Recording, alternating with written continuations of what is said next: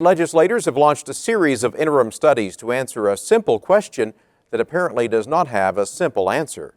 After Common Core, what's next?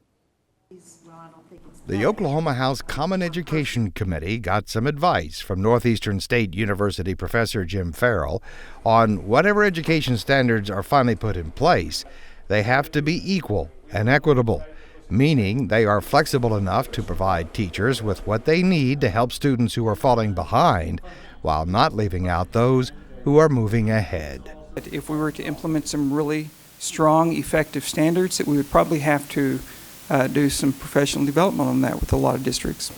And once there are new education standards in place, the test students take will have to be adjusted. State Representative David Brumbaugh told the committee Oklahoma has wasted too much money with too many big testing companies, only to end up with a big mess. We've just had a myriad of problems, and it goes anywhere from hardware malfunctions, serious interruptions, multiple failures, and non-performance under contracts. Representative Brumbaugh says the state has had at least 5 contracts with large nationwide testing companies that left educators tied to a single method of testing. We need more alternative methods, use of computer online and or paper and pencil. How many of you use paper and pencil when you took tests with your kids? Okay? It works. And he says public schools need better targeted and fewer tests. My kids are in private school. They take tests at the beginning of the year to see where they're at, and at the end of the year to see where they've arrived. Representative Brumbaugh echoed sentiments of those opposed to Common Core standards, favoring instead teaching students in a way he believes works better, and then having tests that reflect that. Tests that return to standard logarithm math problems, not this lattice approach.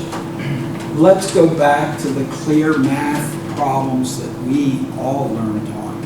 And we have a say from a suggested list of reading selections, not technical manuals, but the classics, not politically charged books, but the classics we all learned on when we were kids. Educator and consultant Linda Murphy agreed with Representative Brumbaugh, saying the nationwide testing companies are branching out into new areas, including publishing some textbooks. There was a textbook published by Pearson, the Pearson Testing Company, and a U.S. history book. No, it was world history. And it had a complete chapter on Islam, no chapters on Christianity, no chapters on other religions, and it was very biased. The discussion about testing queued up a presentation by a company that sells the Iowa test, which the state used back in the 1990s. A test that NBC News reported in 2012 was largely being dropped by school districts in favor of the tests offered by Pearson and other major testing companies, because they go beyond just memorizing and regurgitating facts. They won't be all multiple choice, and because they are done on computers, not paper and pencil, teachers and students get the results quicker. And according to the National Center for Fair and Open Testing, the Iowa tests are what's known as Norm Referenced Achievement Test, which compares student scores against a selected group of students who have already taken the test. The Fair Test Organization says schools should not use NRTs because the damage caused by using them is far greater than any possible benefits the tests provide. The main purpose of NRTs is to rank and sort students, not to determine whether students have learned the material they have been taught. And in the end, they provide a distorted view of learning that then causes damage to teaching and learning.